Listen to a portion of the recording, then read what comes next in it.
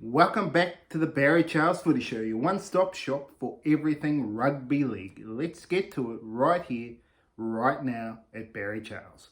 Shane Richardson, Barry O'Farrell take over the West Tigers. Yes, Justin Pascoe and the chairman have been ousted out the door. See you later. Let's go into a new era after 10 years of absolute disgrace. This is including the Michael Maguire era, the Tim Sheens era. Can Benji turn it around? Ivan Cleary before that. I mean, there's been disaster after disaster with this club. Jason Taylor. I mean, it just keeps on rolling. They need something big. The Tigers. They need something very big. And this is the plan. And I hope Shane Richardson stays on the CEO long term. I think that's who they need long term to turn this thing around. Barry O'Farrell, chairman, the former New South Wales Premier, obviously likes the Tigers, that's why he's there. Interesting, they're only doing 4 board members at the moment, before going back to 7. Not sure about that one, but anyway, I guess those 4 board members will stay on and they will find a few independents in between. So what does this mean for you West Tigers fans? Does it mean much? Well, you'd hope so. You hope the top starts trickling down to the bottom, to the players and the head coaches, and everyone's on the same level, and we go on our merry way to victory. That's what you're hoping for if you're a West Tigers fan. Well, on some positive news for you West Tigers fans, they have signed a rugby player. I don't know much about him, to be honest. Solomon Alimalo from the Chiefs and the Canterbury Crusaders. Interesting signing. Whether he can deliver at this level in the NRL, time will tell. But obviously, when the Tigers are desperate, you got to do whatever you can to get over the line. But it's going to be interesting. Benji Marshall, can he deliver? Can he be the Messiah that turns the ship around? Or has he followed in Tim Sheens' boats too long? He has to be his own man, Benji Marshall, and let's hope he goes the way he wants to, because he does have enough talent in that team to push for a top 8 squad. But can they get a Christmas present on top of just this Christmas present they got now? Can they get Jerome Luai over the line before Christmas? I'm not 100% sure on that one. The longer it takes, the more likely he'll stay at the Panthers. But don't give up hope, Bulldogs fans, and I'm telling you, the Roosters fans, they are trying to get Jerome Luai out for Luke Keary. That's what the plan is. But again, it's similar money to the Panthers, so I just can't see it happening. He'll stay at the Panthers in that case for mine, unless he wants to move to Bondi. You never know. People do seem to want to move to the flash places sometimes.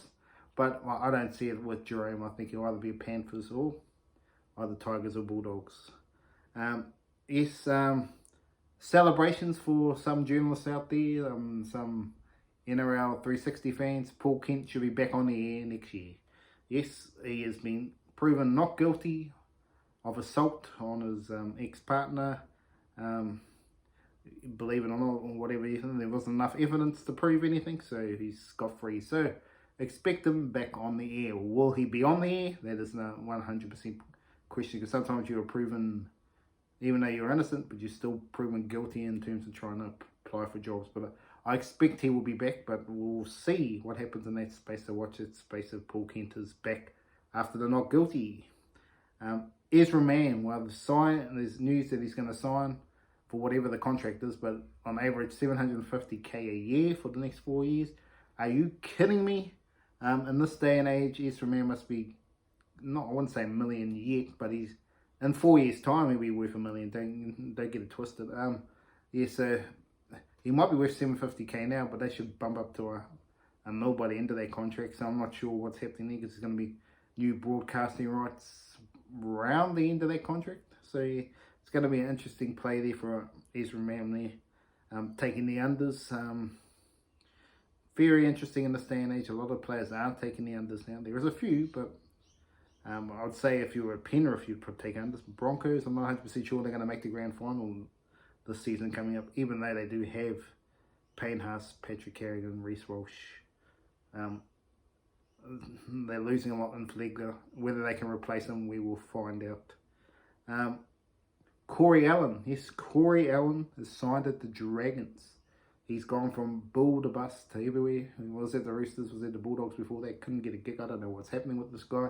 I thought he was going to potentially be a superstar. He hasn't reached the heights of his origin debut, so I'm not sure what's happened there with Corey Allen. It's just been disappointing. But let's hope that the man, Shane Flanagan, can get it sorted, because on his best day, he could help turn this team around. But whether he does that, who knows? Obviously, old news, another rugby convert from the Australian team is going to the Roosters. I'm not even going to say his name, not even worth trying to say his name. But good on the Roosters for, again, rorting that salary cap. Kidding.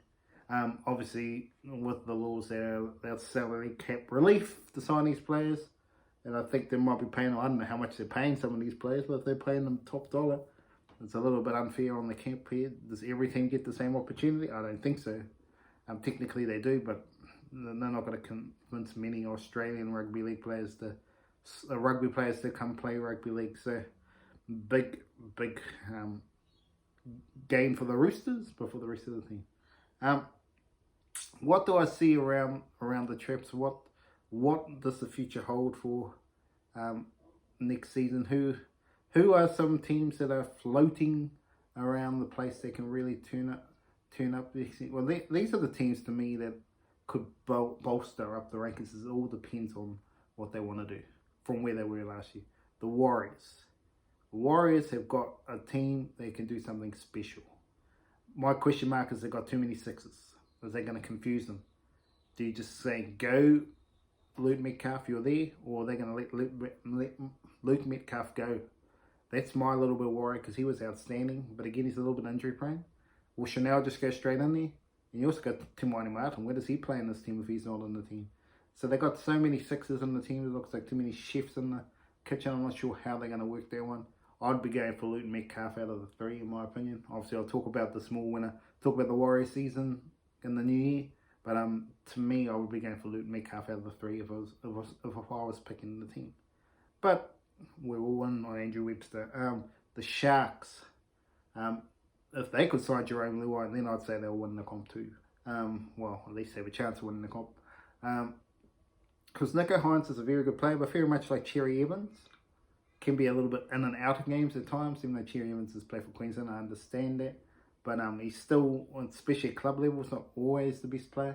So, obviously, Nico Hines, if they could get another six, or Brain and Trindle goes to another level, then they're a chance of going up the ladder. I expect Tigers clearly to go up the ladder. They won't be wooden spooners in 2024. You've heard it here first. The Dragons as well, I expect them to go up the ladder.